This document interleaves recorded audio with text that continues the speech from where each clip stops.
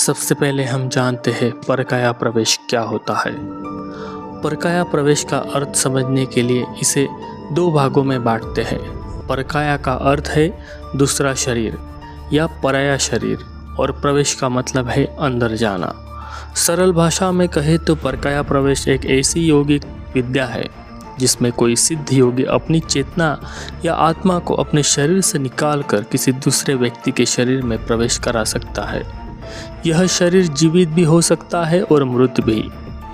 प्राचीन भारतीय ग्रंथों के अनुसार इस विद्या के द्वारा एक मृत शरीर को जीवित किया जा सकता है, अपना शरीर छोड़कर दूसरे शरीर में जा सकते हैं या विशेष परिस्थितियों में अपने उद्देश्य की पूर्ति के लिए इसका प्रयोग किया जा सकता है। लेकिन यह एक महत्वपूर्ण बात है कि पराया प्रवेश और भूत प्रेत की छाया में बहुत अंतर है। भूत प्रेत की छाया में व्यक्ति का मन प्रभावित होता है, जबकि परकाया प्रवेश एक नियंत्रित और सचेत प्रक्रिया है। कहानी के भाग 2 में आदि शंकराचार्य की प्रसिद्ध कहानियां हैं। अब आते हैं परकाया प्रवेश की सबसे प्रसिद्ध कहानी पर। आदि शंकराचार्य और मंडन मिश्र के बीच हुए महान शास्त्रार्थ की। आदि शंकराचार्य जी भारत भ्रमण करते हुए विद्वानों से शास्त्रार्थ करते थे। एक बार उनका सामना हुआ महान विद्वान पंडित मिश्र से। पंडित मिश्र की पत्नी उभया भारती को इस बहस का निर्णायक बनाया गया। शास्त्रास्त्र में मंडन मिश्र हार गए, लेकिन उभया भारती ने कहा कि अभी केवल मंडन मिश्र का आधा भाग हारा है। पूर्ण विजय के लिए शंकराचार्य को उनसे भी बहस करनी होगी। उभया भारती ने शंकराचार्य से कहा काम शास्त्र के बारे में प्रश्न पूछे। क्योंकि शंकराचार्य ब्रह्मचारी थे, उन्हें इस विषय का व्यवहारिक जानकारी नहीं थी। यही आती है परकाया प्रवेश का चमत्कार। शंकराचार्य जी 1 महीने का समय मांगा। उन्होंने अपनी यौगिक शक्तियों का प्रयोग करके अपनी आत्मा को राजा अमरुक के मृत शरीर में प्रवेश कराया। अपने शरीर को उन्होंने एक गुफा में छुपाया और अपने शिष्यों से उसकी रक्षा के लिए कहा। पूरे 1 महीने तक राजा अमरुक के शरीर में रहकर शंकराचार्य जी ने गृहस्थ जीवन का अनुभव किया और कामशास्त्र का ज्ञान प्राप्त किया। महीना पूरा होने के वक्त अपने मूल शरीर में लौट आए और उभया भारती को शास्त्रास्त्र में हरा दिया। कहानी के इस तीसरे भाग में मत्स्येंद्रनाथ और अन्य कहानियां के बारे में हम सुनते हैं। परकाया प्रवेश की एक और प्रसिद्ध कहानी है महान योगी मत्स्येंद्रनाथ की। मत्स्येंद्रनाथ हठ योग के संस्थापकों में से एक थे और गोरखनाथ के गुरु भी थे। एक बार भगवान हनुमान के आदेश पर मत्स्येंद्रनाथ को एक राजा के मृत शरीर में प्रवेश करना पड़ा ताकि वे एक रानी के लिए संतान उत्पन्न कर सके। इस दौरान गोरखनाथ ने अपनी यौगिक शक्तियों से स्त्री का रूप धारण किया और महल के अंदरूनी भागों में प्रवेश किया।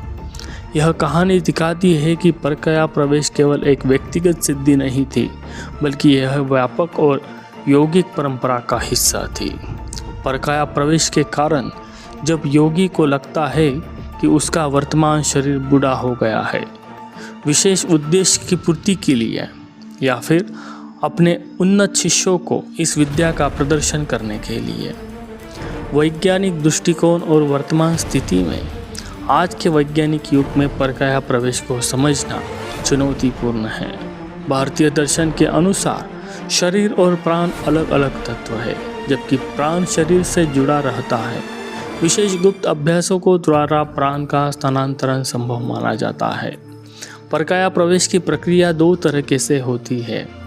एक प्राण योग, इसमें योगी अपने अंगों, प्राण और आत्मा पर नियंत्रण प्राप्त करता है, और दूसरा है मंत्र योग। विशेष मंत्रों के जाप से यह सिद्धि प्राप्त की जा सकती है। वर्तमान समय में यह विद्या लगभग लुप्त हो चुकी है। कहा जाता है कि आज केवल कुछ गिने चुने योगी ही इस विद्या को जानते हैं और वे इसे गुप्त रूप से कर सकते हैं।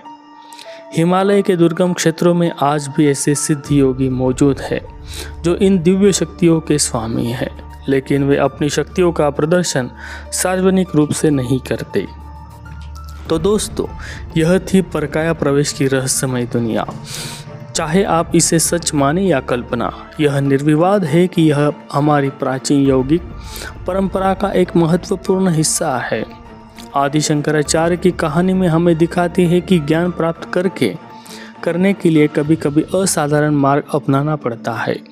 मत्स्येंद्रनाथ और गोरखनाथ की परंपरा यह बताती है कि योग केवल शारीरिक व्यायाम नहीं बल्कि चेतना की एक गहरी विज्ञान है। आपका क्या मानना है? क्या परकाया प्रवेश वास्तव में संभव है? कमेंट में अपने विचार जरूर शेयर करिए।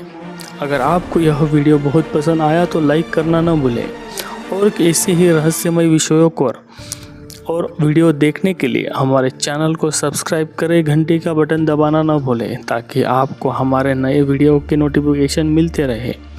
अगली वीडियो में मैं आपको बताऊंगा कुंडलिनी जागरण के बारे में। यह रहस्य के बारे में आप जानना चाहते हैं? तब तक के लिए नमस्कार।